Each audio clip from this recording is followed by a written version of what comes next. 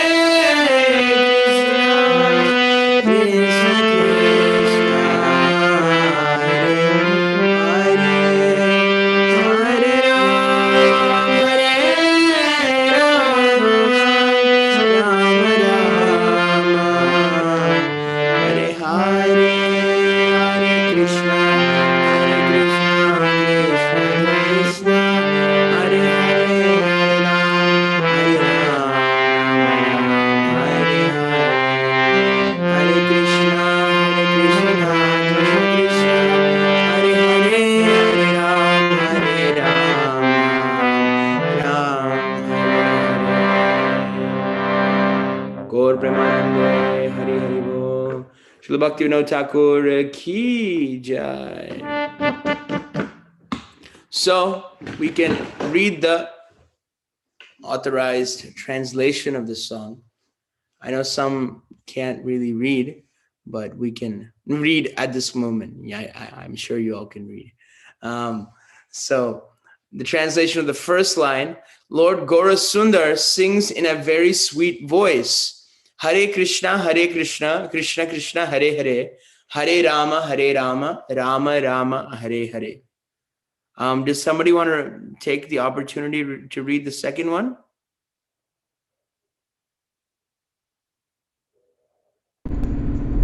Whether you are a householder or a sannyasi, constantly chant Hari Hari.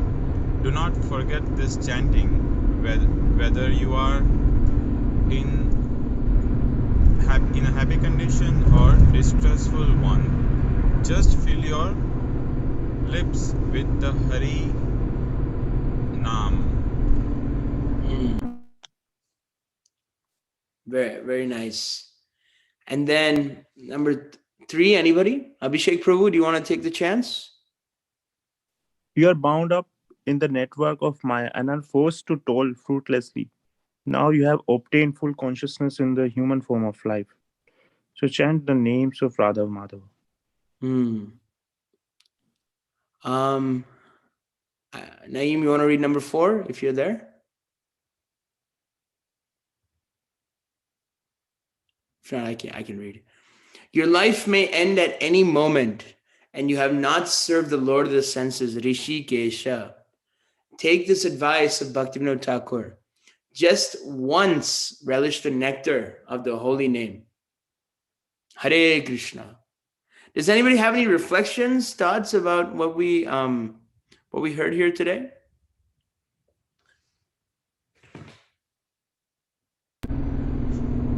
In one sense, this sums up the entire process of how to advance in Krishna consciousness. Just engaging the lip and the tongue in chanting the holy name of the Lord. Yeah, this is the essence, right? Yeah, I was just hearing yesterday talk by Amarendra Prabhu, and he was mentioning that our tongue should constantly be chanting the holy name, and in Nectar of Instruction, the first verse and the first word is Vachovegam, controlling the tongue. And like it was, there is a nice point that he made that Srila Rupa Goswami, he can write hundreds of verses on Radha Kund, but he started off with Vachovegam, and he gave the instruction to always chant the holy name, no matter what place, which here also it is said, right, that whatever phase you are in your life in, you still continue to chant. That's so nice. Yeah, there's this nice verse by Lord Brahma. I was just reading in the Krishna book. And then in the Krishna book, as we know, it's all in English, and it's I just wanted to see what it is, and then I found it. It's super nice. I think I'll just share it with you guys. It's Canto 10, Chapter 14, Lord Brahma's prayers, I think. Brahma's prayers to Lord Krishna, text 3. In this verse, Jnane Prayasam Udapasya Namanta Eva Jivanti San Mukaritam Pavadhiya Vartam Stane Stitha Shrutigatam Tanavan Manobhir Ye Prayaso Jitopi Asi Tais Trilokyam. This is a verse that you can memorize. I've heard many devotees quote this verse. So, and you'll see why. And the verse says, those who, even while remaining situated in their established social positions, throw away the process of speculative knowledge and with their body, words, and mind, offer all respects to the descriptions of your personality and activities, dedicating their lives to these narrations, which are vibrated by you personally and by your pure devotees, certainly conquer your lordship, although you are otherwise unconquerable by anyone within these three worlds, within the three worlds. How nice is that? We don't have to be like yogis, or in my case, a bhogi, and try to and try to artificially renounce, and try to take a premature sannyas, or go to the forest, or anything like that. You can remain in your established social position, but you just have to give up the speculative knowledge. And you have I think there's like 3 steps. Give up speculative knowledge, and with their body, mind, and words, you offer respects with your your your your um, um, your mind, manobhi, and then your body, your mind, your body, and your words, your activities. To not even Krishna, he's talking to the description of your activities. And then you have to dedicate your life to these narrations. So how can you dedicate your life to the narrations of Krishna? The easiest way is to hear them all the time. You were quoting Nectar of Instruction. Even in the Nectar of Instruction, it brings up that one really nice verse. I'm just going to share that real quick. There is text 8. This is also a really good memorization verse. Tannama rupa charitadi sukirtananu smrityo kramena rasana manasi niyojya tishtan braje tad anuragi jananugami kalam nayed akilam iti upadesha saram. The saram means essence. The essence of all advice is that one should utilize one's full time, 24 hours a day, in nicely chanting and remembering the Lord's divine name, transcendental form, qualities, and eternal pastimes, thereby gradually engaging one's tongue and mind. In this way, one should reside in Braja, Golok Vrindavan Dham, and serve Krishna under the guidance of devotees. One should follow in the footsteps of the Lord's beloved devotees who are deeply attached to his devotional service. So bringing it back to what we were talking about, we're saying this is the kind of the purport of whether you're a householder or sannyasi. You don't have to change your established social position. As we can see in a majority of Lord Chaitanya's Leela, a lot of them were married men, and then they used their life, they use their words, they use their activities to serve Chaitanya Mahaprabhu in the Sankirtan movement, and it's so easy. You just have to chant Hare, use your mouth and tongue, and chant Hare Krishna, and that's and the goal, the gatim, lebhe gatim dhatri uchitam tatonyam kamba, the gati means the goal, is to get to 24 hours a day.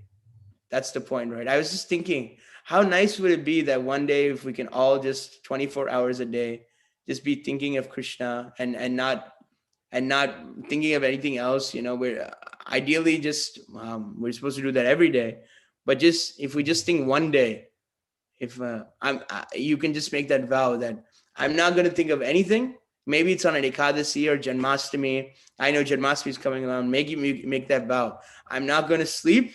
I'm not going to take prasad. You take prasad, but I'm just going to fast all day. But instead of I'm just laying around and sleeping, I'm just going to read Srimad Bhagavatam. I'm going to hear about Krishna as much as I can, and then see how your consciousness feels. Your consciousness will be in full ecstatic mode. So does anybody else have any other thoughts on this? Alec, Naeem, Vika, Abhishek?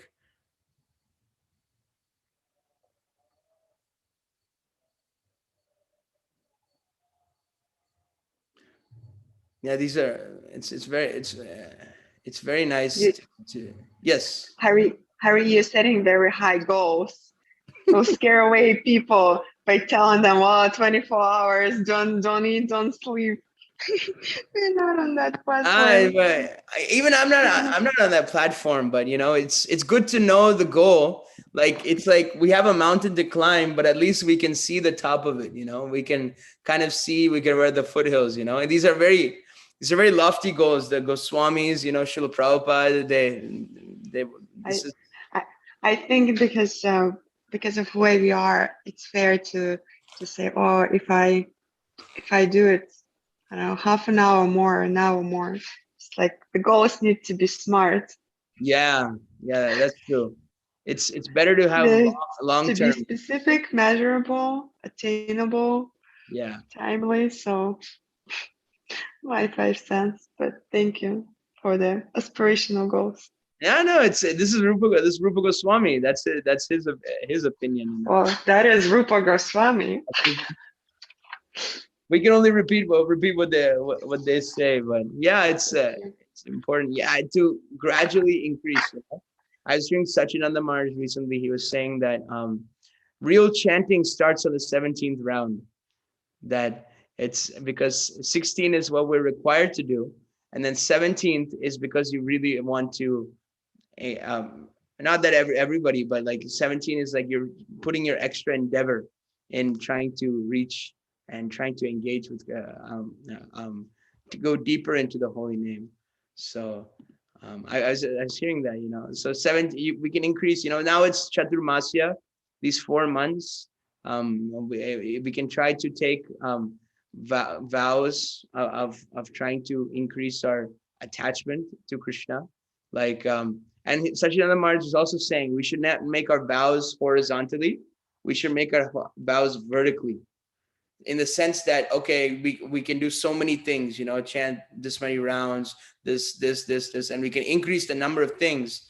But rather, if we can just make like 1 or 2 vows or vratas or austerities that we're doing for Krishna's pleasure, and we can go really deep into them and try to understand the meaning and try to read and try to understand. If we can go vertically into our vrata, that means that would be better for long-term success. So those are some thoughts on that one line, whether you're a householder or sannyasi. We brought up many other points. So we can pause our study of this song of the Vaishnava Acharyas. And I see that His Grace SavyaSachi Prabhu has gracefully joined us. We'd like to thank SavyaSachi Prabhu for coming and joining our Sangha once again. SavyaSachi Prabhu, I'll just give a small introduction to SavyaSachi Prabhu, and we can go ahead from there. So SavyaSachi Prabhu is a disciple of His Holiness Bhakti Charu Swami Maharaj, and he's originally from South Africa. He joined the temple in 2002, and he has studied Bhakti Shastri and Bhakti Vaibhav in Mayapur. He's been serving in South Africa and neighboring countries like Swaziland for over like neighboring countries for over 17 years. He has a lot of experience in a university outreach, and he spends 45 months traveling and preaching internationally, and spends the balance preaching in Africa. He's currently on the sannyas waiting list, which is a very important part of the movement. It's described that in Varnashram that sannyasis are the head of the movement. They kind of give the other ashramas instructions. They're like the head, and then so on different parts of the body. So we're very happy to have SavyaSachi Prabhu here with us today, and Prabhu will be speaking about text 35 to 41 of the 7th canto. Hare Krishna, SavyaSachi Prabhu. Nice to see you, Prabhu. And it's now 8:08 a.m. on the East Coast. Prabhu will speak for about 45 minutes to 1 hour. And then after that, there will be ample time for question and answer. So thank you so much, Prabhu, for joining our Sangha. And we'd love to hear from you. Hare Krishna. Hare Krishna. Thank you very much, Prabhu. And thank you to all the Vaishnavas on the call and whoever else is on YouTube. Always a pleasure to get together with the devotees around discussing Srimad Bhagavatam. We are continuing the reading that I guess the group has been doing. We are first canto, 7th chapter, text 35 to 41. Okay.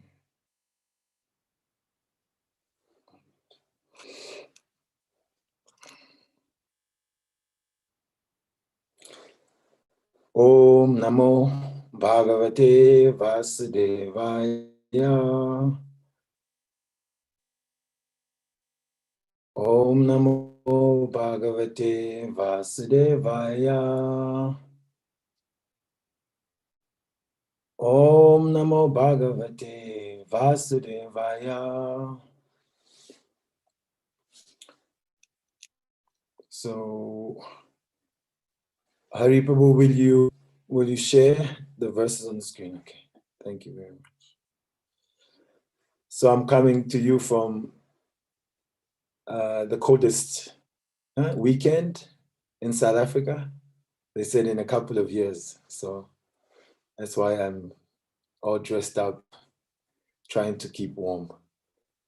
But the coldness is more severe in the heart. And we hope Srimad Bhagavatam will warm my heart somehow, because it tends to be cold. Srimad Bhagavatam, 1st Canto, 7th chapter, text 35. The chapter is called The Son of Drona Punished. Mainam patahasi chatum brahma bandum imam jahi yosab anugasa suptan avadin nishibalakan. Lord Shri Krishna said, O Arjuna, you should not show mercy by releasing this relative of a Brahmana, Brahma Bandhu, for he has killed innocent boys in their sleep. Purport by His Divine Grace A.C. Bhaktivedanta Swami Srila Prabhupada. The word Brahma Bandhu is significant. A person who happens to take birth in the family of a Brahmana, but is not qualified to be called a Brahmana, is addressed as the relative of a Brahmana and not as a Brahmana. The son of a high court judge is not virtually a high court judge, but there is no harm in addressing a high court judge's son as a relative of the honorable justice. Therefore, as by birth only one does not become a high court judge, so also one does not become a Brahmana simply by birthright, but by acquiring the necessary qualifications of a Brahmana. As the high court judgeship is a post for the qualified man, so also the post of a Brahmana is attainable by qualification only. The Shastra enjoins that if good qualifications are seen in a person born in a family other than that of a Brahmana, the qualified man has to be accepted as a Brahmana. And similarly, if a person born in the family of a Brahmana is void of Brahminical qualification, then he must be treated as a non-Brahmana, or in better terms, a relative of a Brahmana. Lord Shri Krishna, the supreme authority of all religious principles, the Vedas, has personally pointed out these differences, and he is about to explain the reason for this in the following shlokas. Om Jnana Timirandasya Jnananjana Shalakaya Chakshurun Militam Yena Tasmai Shri Gurave Namaha Shri Chaitanya Manobishtam Stapitam Yena Bhutale Swayam Rupa Kadamayam Dadati Swaparantikam Vandeham Shri Guru Shri Yuta Parakamalam Shri Gurun Vaishnavamscha Shri Rupam Sagajatam Sagana Raghunatam Vitam Tam Sajivam Sadvaitam Savadutam Parijana Sahitam Krishna Chaitanya Devam Shri Radha Krishna Shri Lalita Shri Vishakanvitamscha. Hare Krishna Karuna Sindhu Dinabandhu Jagatpate Gopika Kanta Radha Kanta Namostute Tapta Kanchana Gourangi Radhe Vrindavaneshwari Vrishabhanu Sutadevi Pranamami Hari Priya Vanchakalpa Tarubhyascha Kripa Sindhubhya Evacha Patita Nam Pavanebhyo Vaishnavebhyo Namo Namaha. Jai Shri Krishna Chaitanya Prabhu Nityananda Shri Advaita Gadadhar Shivasadi Gaura Bhaktavinda. Hare Krishna Krishna Krishna Hare Hare Hare Rama Rama Rama Hare Hare. Mukam karoti vachalam pangum langaite kirim yad kripatamam vande Shri Gurum Dinatarinam Paramananda Madhavam Shri Chaitanya Ishwaram. Shri Chaitanya Ishwaram. Hare Krishna.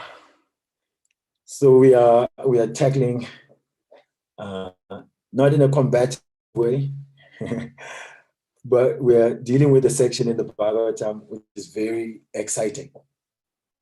Where first thing to note is that we are hearing from Sri Krishna directly. As Prabhupada would say, direct.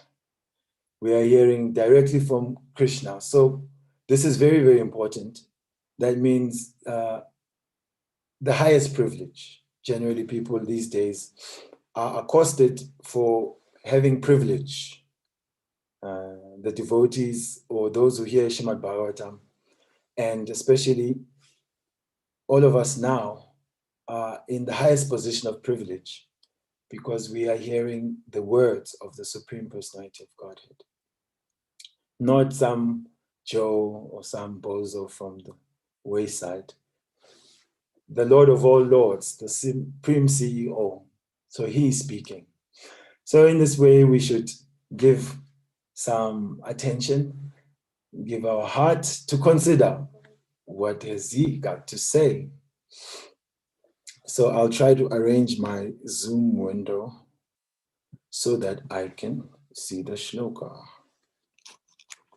Okay.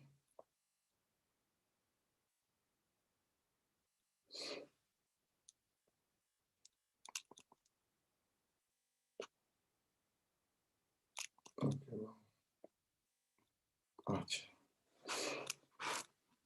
Here we go.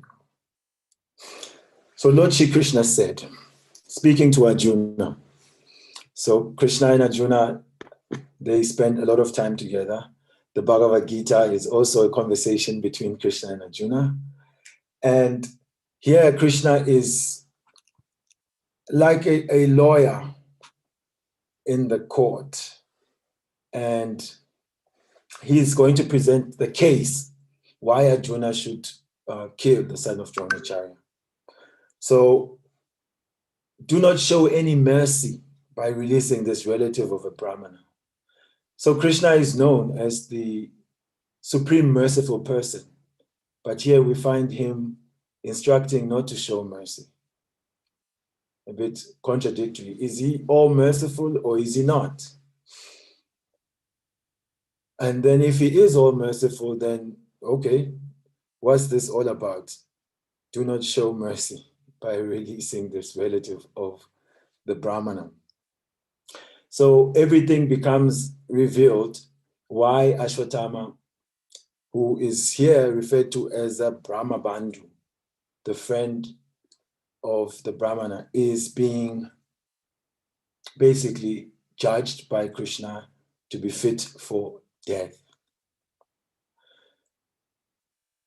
He is called a Brahma Bandhu, of course, because Prabhupada is giving a nice example that one who's the son of a judge doesn't become a judge just by taking birth from the judge. It's very common sense logic. So in a similar way, one may be the child of a Brahmana, but that does not make them a Brahmana. So one becomes a Brahmana by qualification. There are certain qualities that should be exhibited. Then when we see those qualities, then he can be known as a Brahmana. Similarly, someone born not in a home or house of a Brahmana and has Brahminical qualification should be understood to be a Brahmana. Krishna himself has mentioned in the Bhagavad Gita, Shatuvanyam Maya Shrishtam Gunakama Vibhagasam, that every one has to be judged according to the guna and karma, by one's qualities and one's activities. So not only is he not qualified as a Brahmana, but he has committed something very, very, very grievous, very heinous, Ashwatthama. And so the Lord, in one sense, as it will be explained as we go on, is actually showing him mercy. We will find out what type of mercy is this.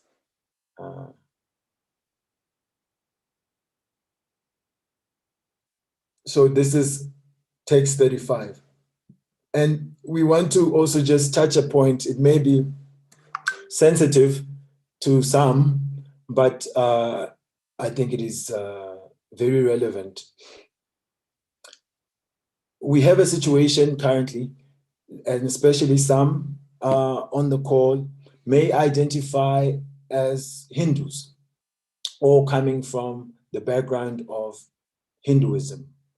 And there is a danger in coming to the path of Sanatana Dharma, in that one may think by dint of being Hindu, then one is automatically very qualified to be a bhakta. And in this way, we may create an exclusive club or an exclusive experience for those who come not from Hindu background. That when they come, they feel that, oh, now you have come to our culture. And such utterances are sometimes heard from those without proper experience and understanding that Srila Prabhupada himself has already disqualified what is termed Hinduism to be not what he has brought, called Sanatana Dharma. Sanatana Dharma being Sanatana, eternal, Dharma means the essential nature of the thing. So the essential nature of every living being, of every soul, is to serve. And their highest service position is as servants of Krishna, the Supreme Personality of Godhead. So in that way, every living being then is qualified by their very nature as an eternal servant of Krishna. And it is a matter of remembering that position or forgetting it. And so sometimes you find that just recently we had a session like that, sort of an interfaith session. And I discovered there that also Sanatana Dharma is also now being claimed just on a cultural platform as a property of India and as a property of we the Hindus. And I was thinking that no. You cannot colonize the nature of the soul and bring it to a mundane consideration, geographical consideration. And as such, a similar thing, someone just born in a family of a Brahmana, considering themselves to be Brahmana and trying to lord it over others without the proper qualification, that there's a pitfall sometimes coming from Hindu background, maybe connected to India, feeling that Sanatana Dharma, the path of Vaishnavism, is an exclusive cultural property. And another point that I thought to bring about is, today is actually Guru Purnima, and it is the 1-year anniversary of the departure from this world of His Holiness Srila Bhakticharya Swami, my spiritual master. And they released a very beautiful mini documentary. I hear there will be another extensive one. Of course, the life of the Vaishnavas is just one drop is oceanic. So many documentaries can be produced of such personalities. In that documentary, he was speaking. He was born in Kuti, appeared there in Bangladesh. And he's saying quite candidly, like, I grew up knowing Krishna, but only until I came across to Srila Prabhupada and reading his books, Nectar of Devotion specifically, did I understand that Krishna was actually the Supreme Personality of Godhead. And this was also, attesting to the glory of hearing properly from the bona fide spiritual master. So Srila Prabhupada becomes very, very important for us. Not only are we hearing from Krishna directly, we should also hear from Krishna's representative, who then helps us to rise above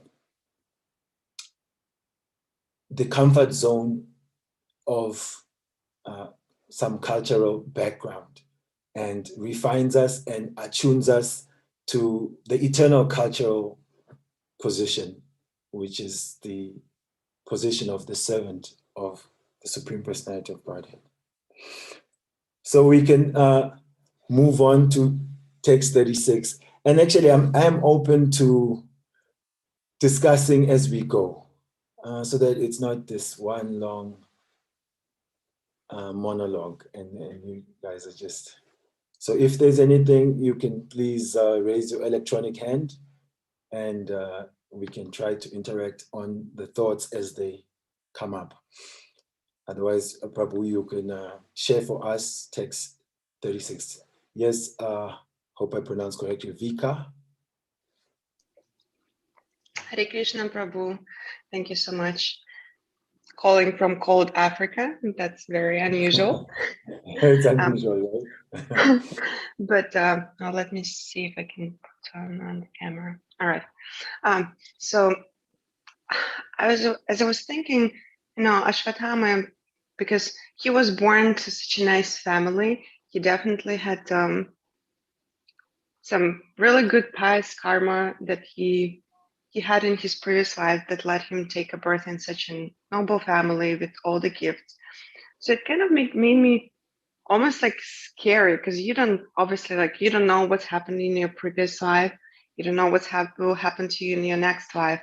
And of course, we do start from the same, like any devotional service that you've done, we take with us to the next life. But in Ashwatthama's example, obviously coming from some really good background, and he messed up such a big time in this life. So it's like, what's like, I guess it's not a question, it's more like a comment that like, I'm scared, like not finishing in this life. And even though I will take my devotional service with me to the next life, I can really mess up and ruin it for me in the next life.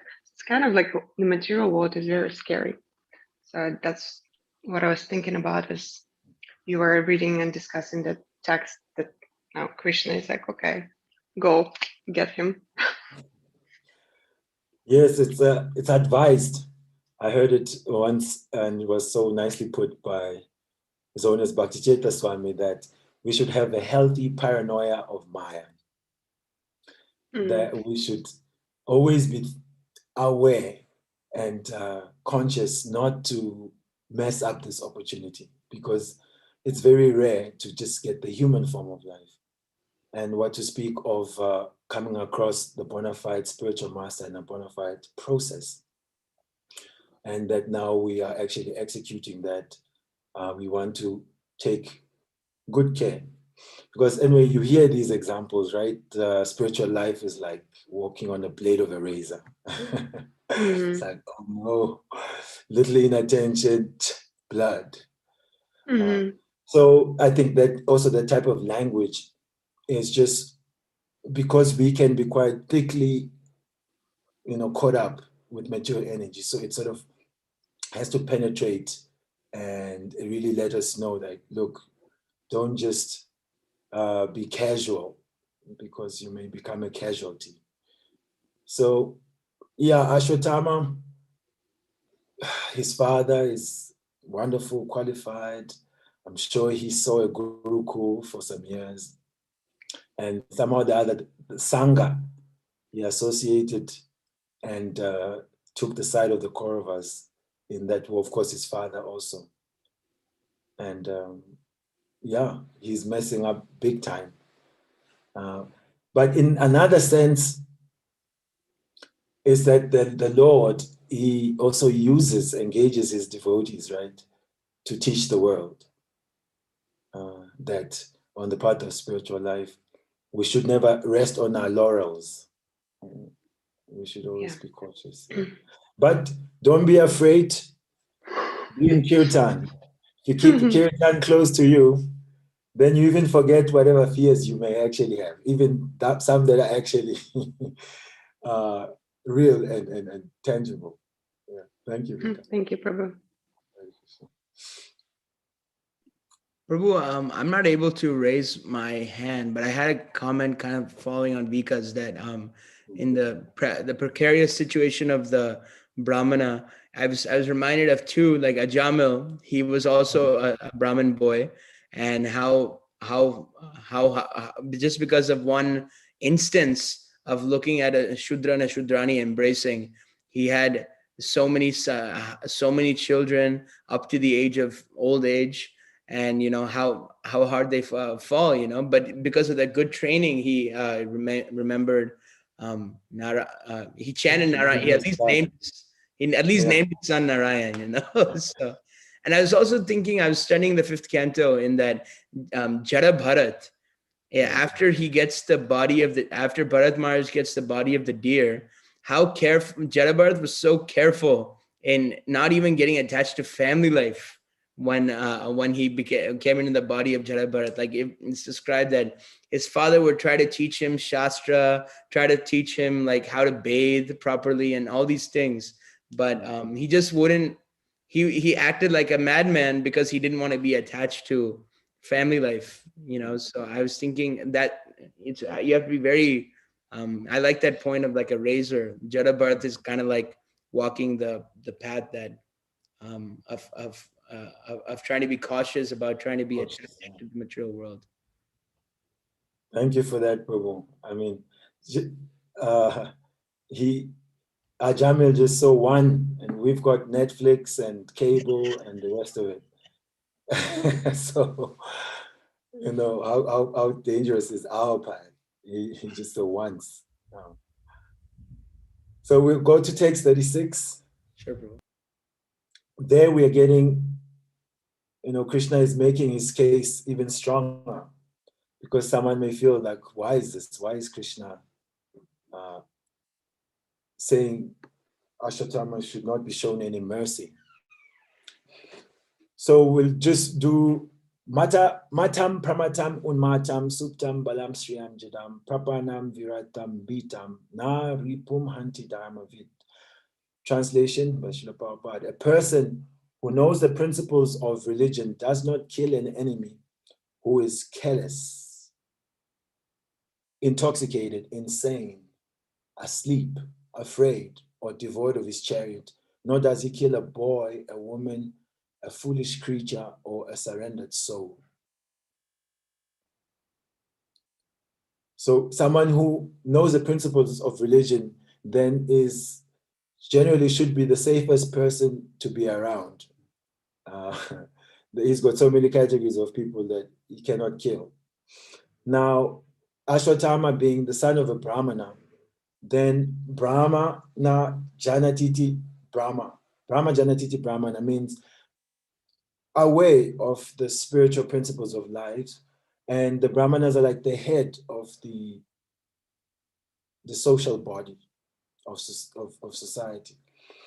And he really went like really way off, He killed, first of all, children, right? And he killed them while they were asleep. Children are innocent. In the previous verse, it said, anagam, they are faultless. And he killed them in their sleep. So completely violating all the codes of warfare. Here it said, an enemy who does not resist is never killed by a warrior who knows the principles of religion. Formerly, battles were fought on the principles of religion and not for the sake of sense gratification. If the enemy happened to be intoxicated, asleep, etc., as above mentioned, he was never to be killed. So these are the codes of religious war. So there was nothing religious about what he did. It was very barbaric. And so Krishna says he deserves to be killed. Sometimes the question on jihad comes up, and we try to treat it with care, because we may also become victims of blasphemy, and maybe something will be dropped on top of our heads. But there it is mentioned that, the principle of holy war, sanctioned by the Lord, approved by the saints, and aimed at establishing religious principles. It shouldn't be simply about sense gratification, trying to conquer others based on subduing them to fit them into your way of sub-religious principles. So Ashwatthama has just done something unbelievable, and so Krishna is speaking very strongly to Arjuna. Next verse. Swaprananya parapranai prapusnati agrina kalaha tadvadastasya hi shreyo yat doshat yat adapuman. A cruel and wretched person who maintains his existence at the cost of others' lives deserves to be killed for his own well-being, otherwise he will go down by his own actions. And this purport is really just what a powerful purport, what a potent purport, authoritative, especially around the issue of animal slaughter. Right? Srila Prabhupada is representing the disciplic line, and therefore he's making the case for the clarity of mankind as to what are the laws of nature as given in the scriptures. And of course, he quotes Manu, and then he also compares the life based on scriptures and the life based on just the whimsical desires to satisfy the people's palate. So we'll read the purport. A life for a life is just punishment for a person who cruelly and shamelessly lives at the cost of another's life. Political morality is to punish a person by a death sentence in order to save a cruel person from going to hell. So that's revolutionary, right? These days, that death penalty has been removed in many, many nations. It's probably some in one of the Islamic countries, it's probably still there, maybe in Iran or something. But according to Manu, also we hear that it saves the person from going to a greater suffering. That a murderer is condemned to a death sentence by the state is good for the culprit, because in his next life, he will not have to suffer for his act of murder. Such a death sentence for a murderer is the lowest possible punishment offered to him. And it is said in the Smriti Shastras that men who are punished by the king on the principle of a life for a life are purified of all their sins.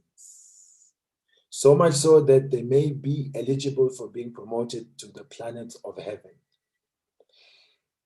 If people accept that there's an existence of planets of heaven, if they accept that they sin and one can be purified, that is another story in the age of Kali.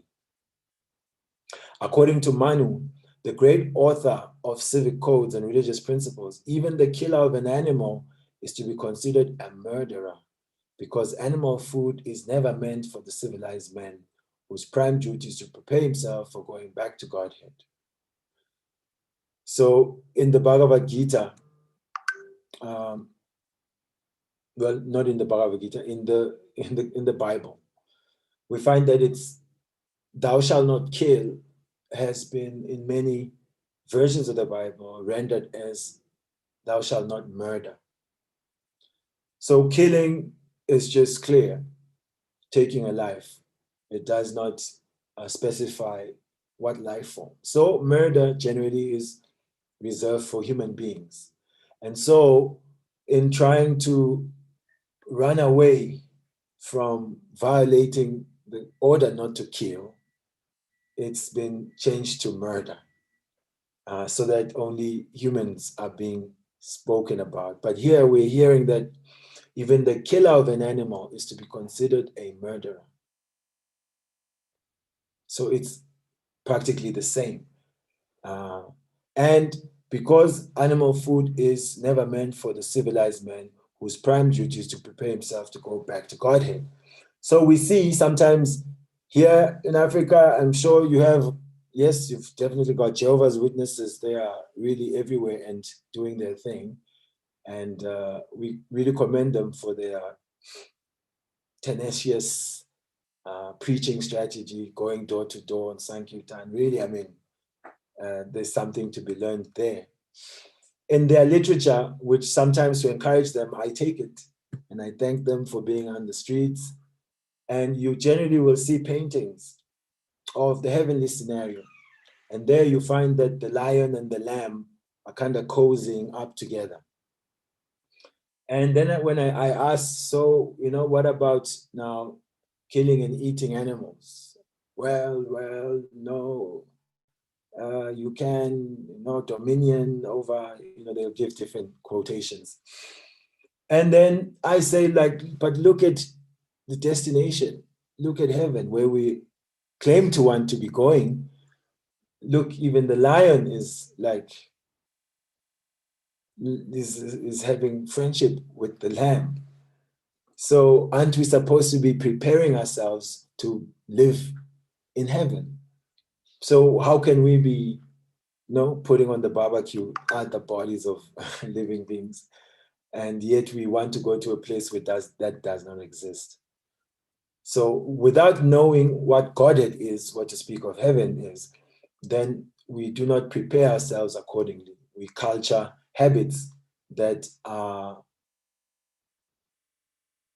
against, which contradict the mood of where we want to go. He says that in the act of killing an animal, there is a regular conspiracy by the party of sinners. Yes. And all of them are liable to be punished as murderers, exactly like a party of conspirators who kill a human being combinedly. He who gives permission, these are the 6 people who are liable. He who kills the animal, he who sells the slaughtered animal, he who cooks the animal, he who administers distribution of the foodstuff, and at last he who eats such cooked animal food are all murderers, and all of them are liable to be punished by the laws of nature. In today's society of political correctness, are we having the backbone to present this to people? Of course, we require tact. And so we need to create friendships, and people should feel that our motivation in dealing with them, interacting with them, is as a well-wisher. And we want to help them achieve their goals for happiness. And when there's that platform, then the ear opens up a little more and the heart opens up a little more for people to take such informations. But those who are serious, who are inquisitive and want to know how not to violate the laws of nature, boom, very straightforward. If you don't want to be involved with the sin that comes from killing animals, then don't be part of giving permission, transporting, cooking, serving. Because I know acquaintances of mine, they would say, well, I never killed the animal. So no excuses. No one can create a living being despite all advancement of mature science. And therefore, no one has the right to kill a living being by one's independent whims. For the animal eaters, the scriptures have sanctioned restricted animal sacrifices only, and such sanctions are there just to restrict the opening of slaughterhouses and not to encourage animal killing. The procedure under which animal sacrifice is allowed in the scriptures is good both for the animal sacrificed and the animal eaters. So there's provision, and that is some type of yagya that is performed. It benefits the animal, it benefits the person, and it shows that the Vedic scripture is not just ignorant of the desires that are there in the living beings. That there is a desire for wine, for meat eating, for gambling, and for illicit sex. And how to manage these vices, that is also given in the scriptures. It is good for the animal in the sense that the sacrificed animal is at once promoted to the human form of life after being sacrificed at the altar. And the animal eater is saved from the grosser types of sins. Eating meat supplied by organized slaughterhouses, which are ghastly places for breeding all kinds of material afflictions to society, country, and the people in general. The material world is itself a place full of anxieties. As Vika testified, anxieties are always there. By encouraging animal slaughter, the whole atmosphere becomes polluted more and more by war. Yes, America just came out of Afghanistan after 20 years. But somehow they just left all the nice guns and bombs there. I don't know if it's to help the Taliban continue their warring ways, or it was just they were so eager to leave, they forgot, they didn't want to carry too much. Pestilence, famine, and many other unwanted calamities. So we are seeing the ingredients of creating further suffering. And I like to give people this example when they are in denial about killing and eating animals, that, okay, if you have a dream, and in your dream, you are in a place full of carcasses and bodies dripping, blood, abattoir, slaughterhouse, how do you feel? Everyone, no, this is a bad dream. If you have a dream and in a market full of fruits and vegetables, and how do you feel? Oh yeah, no, that's nice. So even in dreams, we understand that this is ghastly, this is unneeded, this is horrible. You don't want to see it even in your dreams.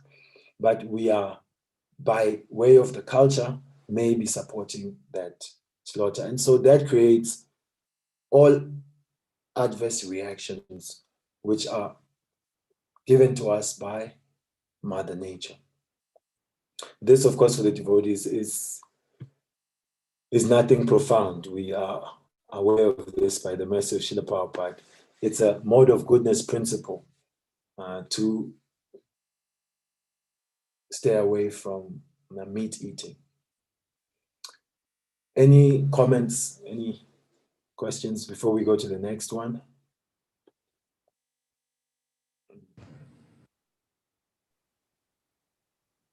Just one thought came to my mind to like listening this when like Krishna seems to be so strict when he says that any living entity harming or killing any other living being deserves the punishment of a death. So that means like we like personally I like sometimes it happens like out of the passion, like insect or something, just killing that some insect or something, or it harms the I end up like killing the or harming. It used to happen. I mean, it's still it's very difficult like not to react, but that is a spontaneous reaction. So so that's why I think that's just thinking about that how strict Krishna is, but at the same time Chaitanya Mahaprabhu has that mercy as well, that by the Mahamantra one can get rid of sinful activities, and so like it seems like it's really I deserve that, but Chaitanya Mahaprabhu has that given that opportunity for each one of us. So that's just one thought that came to my mind. Thank you, Abhishek Prabhu. Yes, the force of habits, it's like something like cockroaches. Roaches, Yeah. we may have that. Flies, these are like animals that people, we get used to just seeing them and smacking them. Yes. Yes, gradually, the fact that now we are aware that, hey, I shouldn't be. That means the torchlight of knowledge has opened our eyes, and so we've made advancement. And in due course, we will not tolerate even trampling an ant. The example is given of Mrigari in the Bhagavatam. he learned from his father how to kill animals, and later on, by the mercy of Narad, when he was running to meet him, he was jumping up and down, running zigzag. They asked him, "What is wrong with you?" "No, I'm avoiding to even step on the ants." So yes, Prabhupada is quoting from Manu, and Manu is giving very strict laws because human life is a platform of responsibility, great responsibility. And as you've pointed out, what would we be without the mercy of Chaitanya Mahaprabhu? So Prabhupada, Mahaprabhu, the holy name, this is our optimism that, as we may commit some faults due to the force of habit, sometimes unknowingly, that they will cover us and protect us and elevate us. Yes. It's heavy, yeah? Yeah. He's like a murderer. Thank you for noting that. Yeah. It's a powerful point. So if there's nothing else, we can move to text 38. Hare Krishna Prabhuji, just one small question. Oh yes, please. One moment, I turn on my video. So Prabhuji, before coming to Krishna consciousness, we had all sorts of friends. Means I had all sorts of friends, and still do have, because it's long relations now, and a lot of them are like meat eaters, drinkers as well, and they still are, well, I have stopped, but our friendship is there. So how should be our dealing, with them going forward? If you can just enlighten a little bit over there. Yes, because we are definitely social beings, and we have our acquaintances from before, and now because of having knowledge, then we are aware of the lifestyle, which is not very helpful for spiritual development. So as a good friend, you have to devise some ways to introduce the taste for prasadam, to find ways to forget literature somewhere that they could probably read. And because, friends, they tend to not want to take us very seriously. Sometimes there's generally two kinds. There's one kind of friend that really notices the changes that has happened to their friend, and they're really inspired because they may also have known that we could be living a better type of life, but we're currently not. And when they see a friend who was maybe sometimes, like I know within the group of friends I was in, I was right there at the front of doing all the nonsense. So I was very bad for my friends also. And so when I changed my ways by the mercy of Srila Prabhupada and the devotees, some friends really took note and wanted to find out what's this powerful thing and came closer. Others were just thinking, we know this guy, and whatever you would try to say, they're like, oh, just because you are now trying this thing out, let's see what will happen in 5 years, and it's, yeah. So I would say that friends, we show compassion by moving slightly up and being a bit parental, include some vatsalya, more vatsalya in the Sakya Ras, where now they should understand that, sure, we are friends, but we're no longer really equals in terms of where I operate. My intellect has been upgraded by contact of Bhagavad Gita, and I'm striving for something higher. So then you will see they'll start certain things they don't want to do now when you come, Yeah, and hopefully by Krishna's grace, in their hearts, they will be interested to investigate the path of bhakti. But if there are a disturbance due to familiarity, then no saint will blame you for cutting that friendship that is at the other end of the scale. If now it's an obstacle to your spiritual life, then nicely distancing oneself is also showing affection to that friend, so they don't create offenses or become an obstacle. Yeah. Thank you, Prabhu.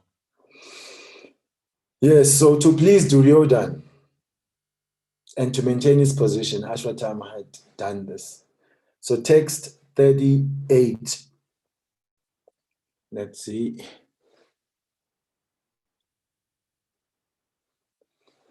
Pratishrutam chabhavata panchalyai shinvato mama aharisye shirastasya yaste maniniputraha. Furthermore, I have personally heard you promise Draupadi that you would bring forth the head of the killer of her sons. As Krishna, it's like, anyway, Arjuna, it's not just me telling you to kill Ashwatthama. You yourself, you made this promise to Draupadi. I think this is in text 16. And, the type of promise that he makes, only Kshatriyas can really appreciate. That is Arjuna saying to her that before I even try to wipe your eyes and console you, first I'll go grab this undeserving son of a Brahmana and I will sever his head from his body. And then after you take your bath, once we've burnt his body, then you can basically take your bath standing on his head. I don't know what lady would be charmed by such words, but then yes, a Kshatriya woman, this is just like the type of chivalrous talk that she can relate to, that you can take your bath standing on his head. So Krishna is reminding him, hey Baba, you promised your wife that you'll do this, and so do it. And Krishna is generally criticized for this type of, you could say, coercing Arjuna. Even in Bhagavad Gita, Arjuna was trying to avoid to kill and his relatives and fight in the war. And others who read the Gita, they observe and feel, why is Krishna spoiling the mind of such a good man, Arjuna, busy insisting that he should kill his relatives? So knowing Krishna and knowing his mission and intention, this is the exclusive right of the devotees, because they are getting to understand Krishna directly from Krishna or through his representative. Otherwise, others, they may speculate as to what is Krishna's intentions. I saw earlier you were treating that verse. Was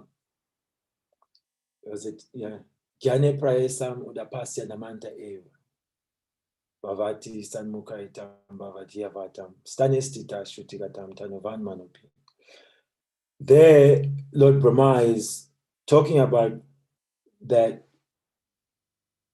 Gyane prayasam udapasya, to give up this speculative knowledge to know the Lord. Namanta eva, being humble, offering respects to the kata, dedicating one's body and mind to hearing those descriptions, yes, which are vibrated by you personally and by your pure devotees. So by hearing from Krishna, by hearing from his devotees, then one can conquer the Lord, who is otherwise unconquerable.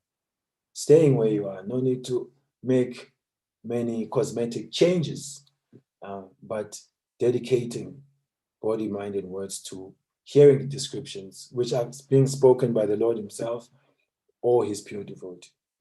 So the Lord is just encouraging Arjuna to do the right thing with Ashwatthama, and also saying, remember, you promised your wife. We can go to the next one and maybe take some commentary, some questions before getting there.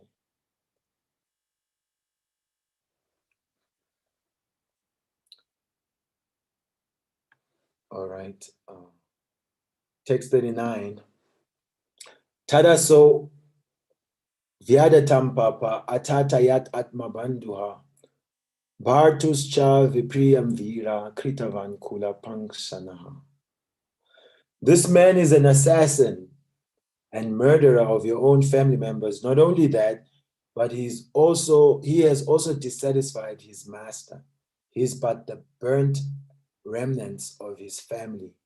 Kill him immediately. In Southern Africa, we cook this maize meal and we make a porridge from it. And if you are not very attentive, it starts to make a crust at the bottom. So that crust is also like a delicacy for some, they really like that. It's like a toasted whatever. But if you don't pay good attention, then it burns. And then the whole thing is spoiled. It smells and it's all black. So, burnt remnants generally are not appreciated. First of all, remnants are not appreciated by others because it's food that someone else has eaten and it's become polluted. But to speak of those remnants when they are burnt. So Krishna, in very poetic ways, he is, as they say, giving shade straight that this Ashwatthama is just so horrible. He's an assassin and a murderer, and he has dissatisfied his master. His master is Duryodhana. So purport, the son of Dronacharya is condemned here as the burnt remnants of his family. The good name of Dronacharya is very much respected, although he joined the enemy camp. The Pandavas held him always in respect, and Arjuna saluted him before beginning the fight. There was nothing wrong in that way. But the son of Dronacharya degraded himself by committing acts which are never done by the Dvijas or the twice-born higher castes. Ashwatthama, the son of Dronacharya, committed murder by killing the 5 sleeping sons of Draupadi, by which he dissatisfied his master Duryodhana, who never approved of the heinous act of killing the 5 sleeping sons of the Pandavas. This means that Ashwatthama became an assaulter of Arjuna's own family members, and thus he was liable to be punished by him. In the Shastras, he who attacks without notice or kills from behind or sets fire to another's house or kidnaps one's wife is condemned to death. Krishna reminded Arjuna of these facts so that he might take notice of them and do the needful. So many aspects in this purport. First is this beautiful scene Prabhupada is reminding us where before the war, Arjuna approaches Dronacharya, who was his martial guru, and requests his blessings to fight and to gain victory. And by that display of the etiquette, which is said to the Vaishnav Sadacha, is like the ornament of the devotee. Arjuna is then seen as very cultured, that even before fighting to kill his guru, he still goes and takes his blessings. And so Dronacharya, a very exalted guru of the Kauravas and the Pandavas, but his son Ashwatthama, in contrast, seeing as to what he did, he went and killed these 5 sons while they were sleeping, and just to please Duryodhana, he took the heads to him. Duryodhana was suffering after being severely punished by Bhima. And when he came, he said, I have killed the Pandavas, I've killed the Pandavas. Duryodhana's heart, he was feeling relieved and happy. Oh, you have? Yes, I've killed them. And here are their heads. And Duryodhana, being incapacitated at the time, he could simply stretch his hand to feel the heads of the Pandavas.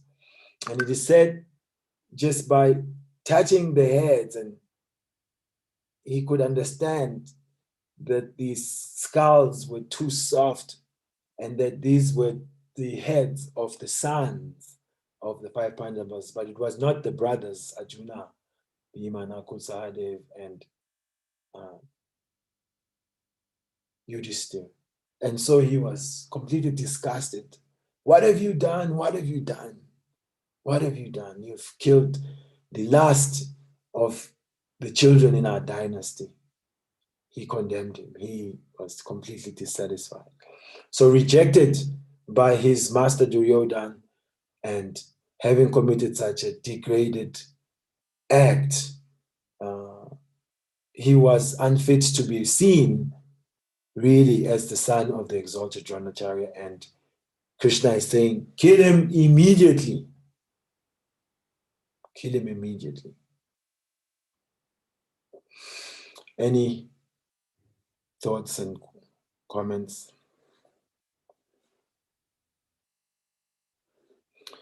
Because here the different aggressors are also mentioned, which are also mentioned in the Bhagavad Gita, like 6 categories of persons that are deserving to be killed by the Kshatriyas. Yeah, so sets fire to another's house. Recently in South Africa, there was all these riots and looting, and people were setting fire to different businesses. So if we are operating based on laws of Manu, many deserve to be killed. What to speak of kidnapping someone's wife?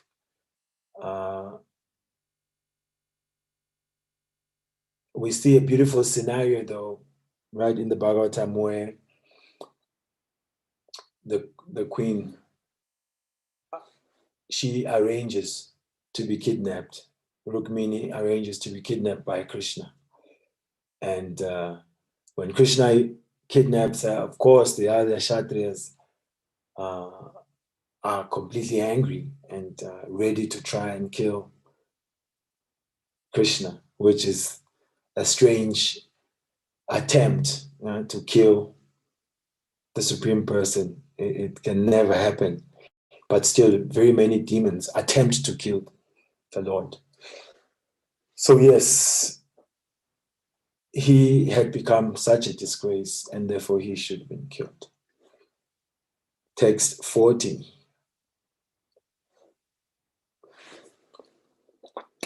Sutavacha evam parikshata dharmam pataka krishnena chodita naichat dantum gurusutam yadap atmahanam mahan. Sutta Goswami said, although Krishna, who was examining Arjuna in religion, encouraged Arjuna to kill the son of Dronacharya, Arjuna, a great soul, did not like the idea of killing him, although Ashwatthama was a heinous murderer of Arjuna's family members. Purport. Arjuna was a great soul, undoubtedly, which is proved here also.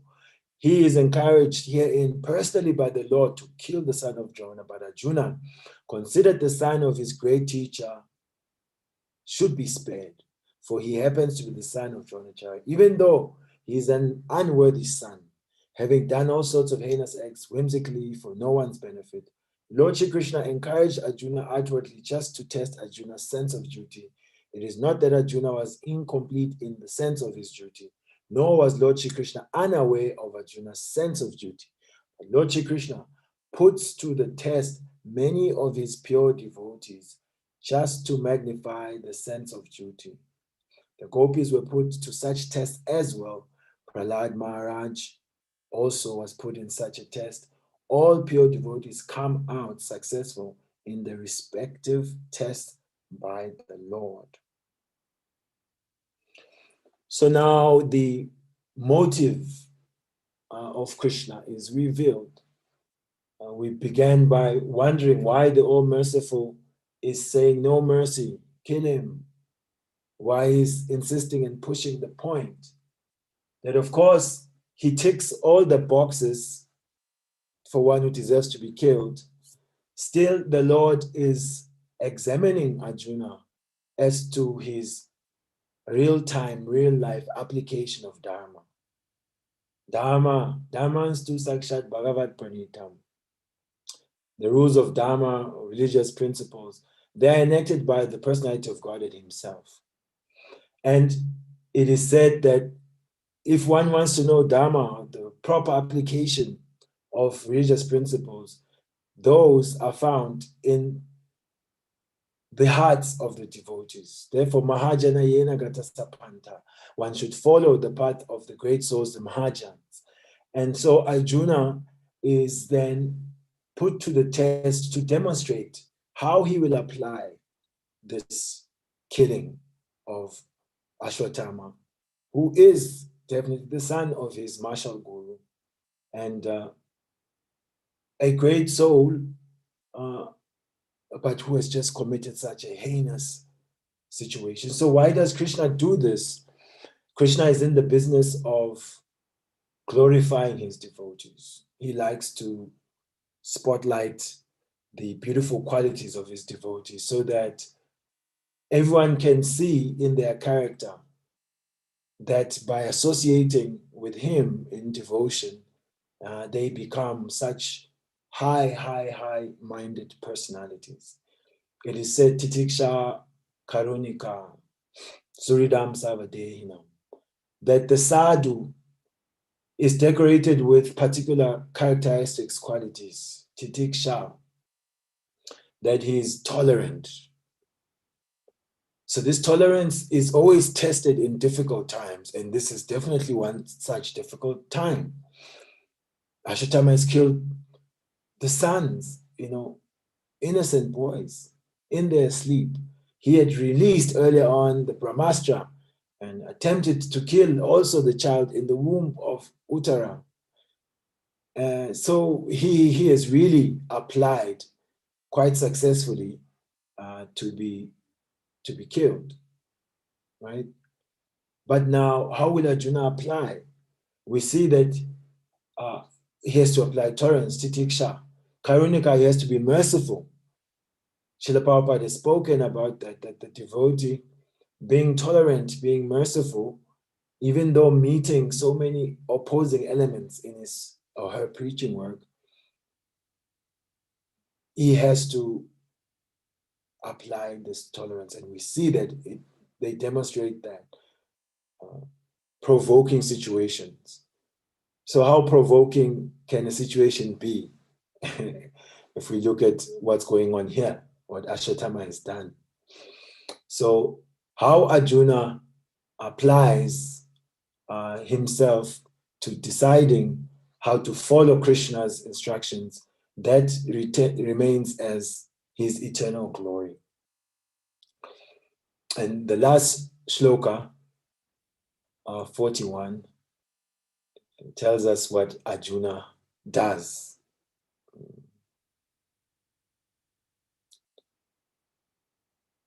So Arjuna is very intelligent also in practical terms. Atopecha swashibiram Govinda Priya Sarati Nyaveda Yatam Priyaya Shotshantya Atmajanhatan. After reaching his own camp, Arjuna, along with his dear friend and charioteer Shri Krishna, entrusted the murderer unto his dear wife, who was lamenting for her murdered sons. So Arjuna, he took the case to the Supreme Court and took it to the Supreme Judge that Draupadi, she should decide what should be done with Ashwatthama. Who more than the mother feels the grief of losing a child? The mother carries the child in the womb, nurtures the child from birth. So there's a very, very strong bond between the mother and the child.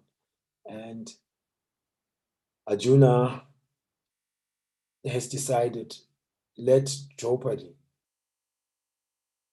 be the final say in the matter. And this is generally the case also. some of you may be in family life or approaching family life, you should note this, that actually in the home, things generally go quite smoothly for you, especially the gentleman, if the wife is consulted in many issues. Yes, because through the home, the energy of the wife flows. The home is very much identified with the wife. And so whatever goes on there has to go through her. So certain decisions, yes, have to be put before her. So Arjuna did that. And as we go on, we'll find out the result of that. But in the purport, Srila Prabhupada writes, the transcendental relation of Arjuna with Krishna is of the dearmost friendship. In the Bhagavad Gita, the Lord himself has claimed Arjuna as his dearmost friend. Every living being is thus related with the Supreme Lord by some sort of affectionate relation, either as a servant or as a friend or as a parent or as an object of conjugal love. Everyone thus can enjoy the company of the Lord in the spiritual realm if he at all desires and sincerely tries for it by the process of Bhakti Yoga. Highlighting that the dealings between Krishna and Arjuna are in the spiritual relationship of friendship. And there are different moods through which all of us can relate to Krishna. And those of us who really desire this eternal association with Krishna should sincerely endeavor for it through this process of Bhakti Yoga. Bhakti Yoga, Bhakti Yoga, Bhakti Yoga means crying when remembering the son of Nanda Maharaj. When one has developed that great eagerness, that great greed to never be devoid of the association of Krishna. And then Krishna allows that the relationship flows in such a way that it is always pleasing more and more for the Lord and for the devotee eternally. It's an ever-increasing relish. And so Arjuna and Krishna are eternally friends. And so as friends, Krishna is always trying to advise Arjuna, and Krishna is invested in Arjuna's success. So we can take note of that the Lord is always invested in our success. Yes, we take one step towards him, he takes 10 million towards us.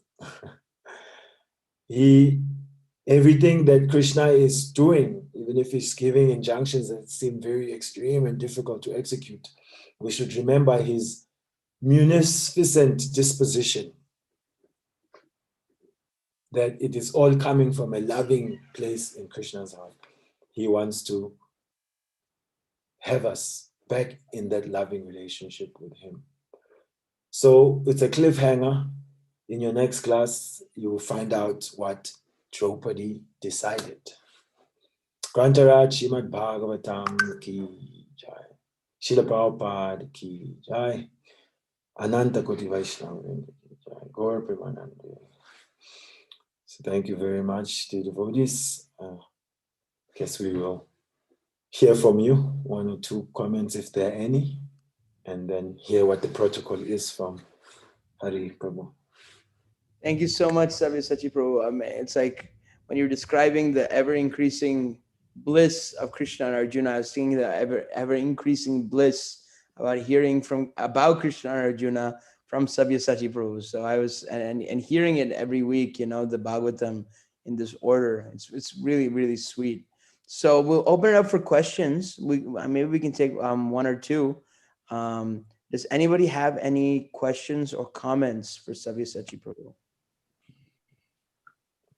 I have one question, Prabhu. Thanks for explaining so nicely.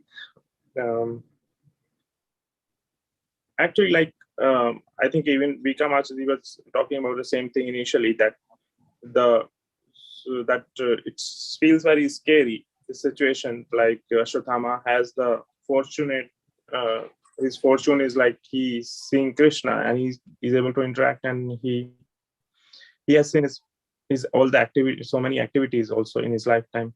But at the same time, he's not able to recognize Krishna. He has no attachment to him.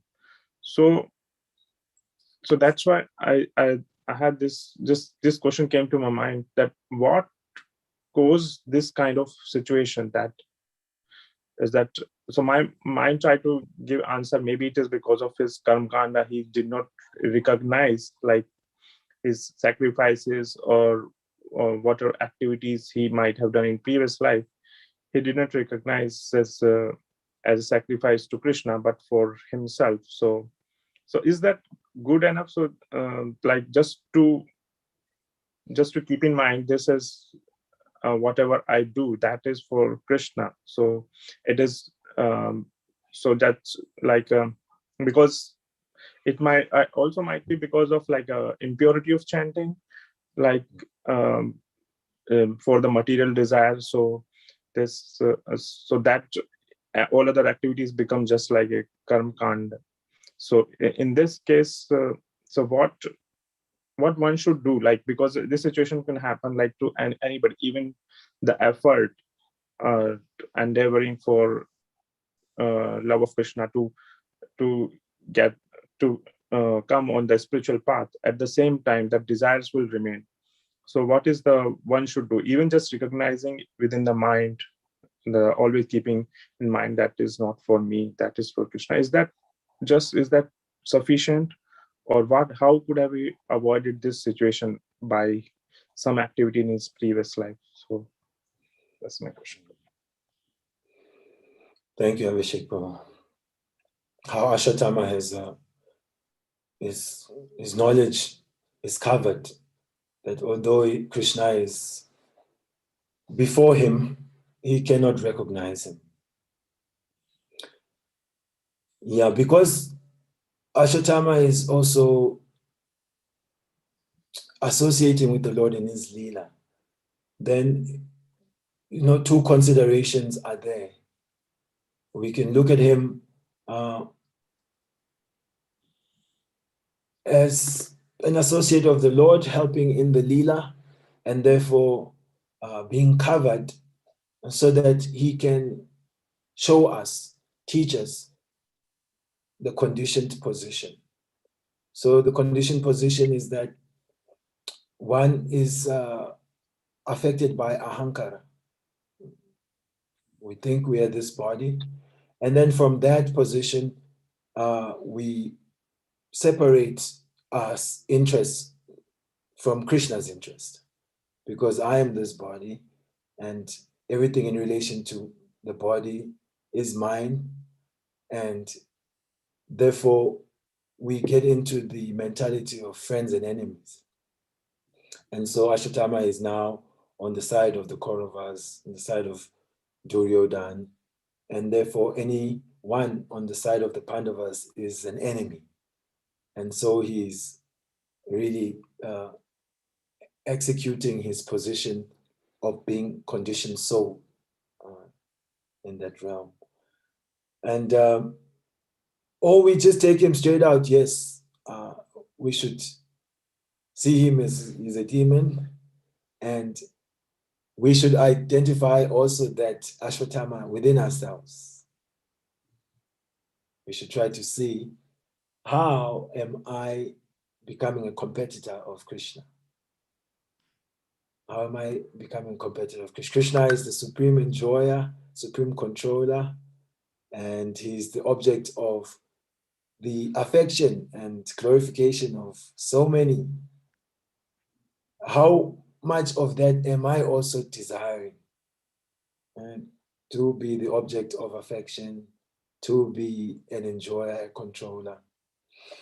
And so that is when we are doing some introspection. But there's an active, direct process of purifying unwanted desires and removing our ignorance coming from this ahankara, which makes us vimudatma, greatly foolish. It is this process of directly hearing and chanting. the more we hear about Krishna from the devotees, from the authorized sources like that, the Bhagavad Gita, the Bhagavatam, Chaitanya Charitamrita, then by nature of the subject matter, Shinvatam Sakata Krishna, Punya Shravana Kirtana, it's auspicious and it cleanses the abhajani within the heart. And so day by day, in contact with Krishna in these direct ways of hearing, chanting, remembering, worshipping, we come out of this ahankara and we become more and more identified as I'm a servant of Krishna. And therefore, as you're saying in your practical life, you will start to see that it is all Krishna's energy. It does belong to him. And because I'm his servant, I must try to engage it all the time in connection with him. So it's a gradual process, but the fact that you are aware that we are also in this position of Ashwatthama, right? Where sometimes we are forgetting that Krishna is the proprietor, the enjoyer, that everything should be done for him. But just like the child who is crawling and tries to stand and falls over, anyone who sees that child doing that understands that in due course, he may or she may run the 100 meters at the Olympics and win gold. So our future is bright if we stick to the process and the right association, and we'll get over this Maya, this cloud, by Krishna's grace, by the grace of the devotees, the grace of the devotees. Yeah, very nice, Aroji Prabhu. Just yesterday something came into news, like some athlete won an Olympic, and she said that it is because of my sacrifices that I win this gold or win this medal. So not recognizing that the sacrifice is ultimately coming, that result is coming from Krishna. So these are the source. Yeah. So what is the sacrifice for us? Sankirtan Jagya. And then we'll get the prize, as you said. Thank you for that one.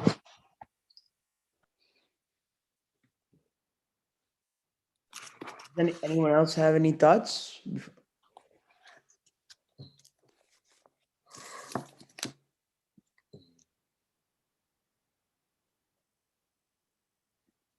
Alec Prabhu, you have anything? Alec might not be on. Haribol Prabhu, no Prabhu. Okay.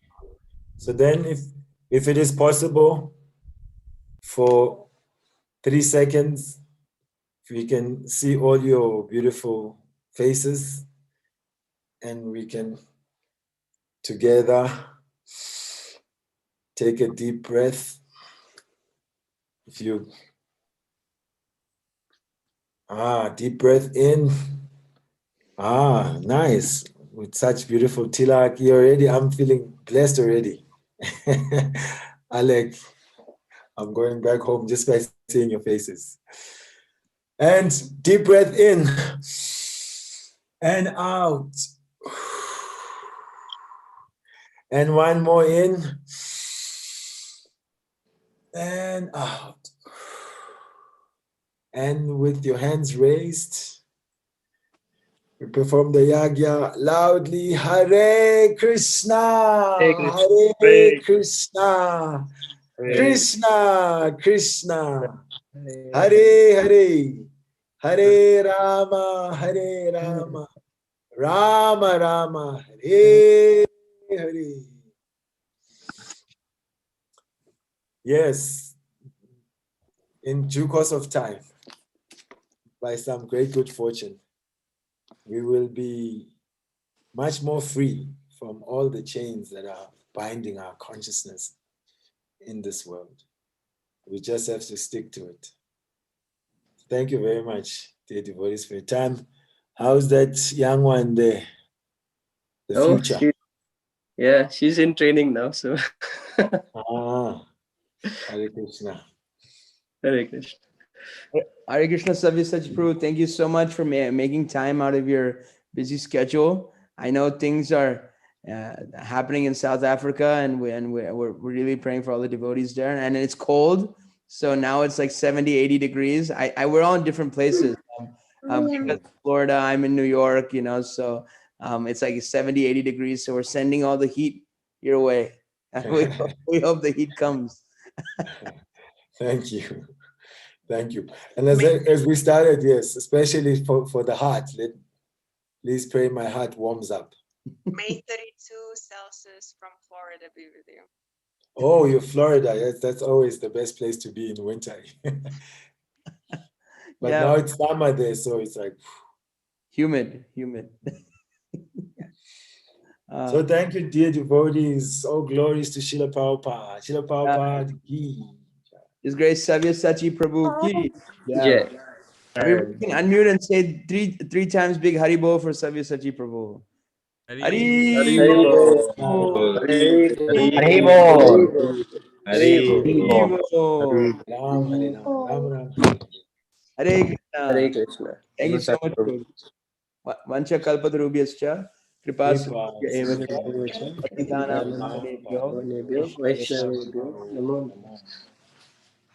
yeah, Hare Krishna, Prabhuji. Thank you all. So this will be I think this might be our final Zoom class together. We're trying to somehow integrate our classes in such a way that that will be for in person from starting from next week.